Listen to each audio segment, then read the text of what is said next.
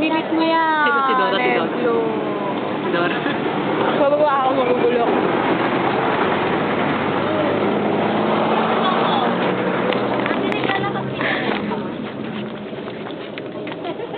Minsan may time po.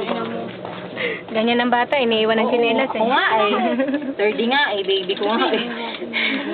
Mas gusto niya nakapaa. Nakayapak. Kasi minsan nakakasagabal yung lakad tapos lang. Si baby. Ate, malakas naman siya, ano? Ate, anong usually breakfast niyo? Nagsisangag ba kayo o tinapay? Sa umaga lang kami nagsasama. Ako tuyo. Tapos, tuyo. Tayo ako, tsaka sinangat.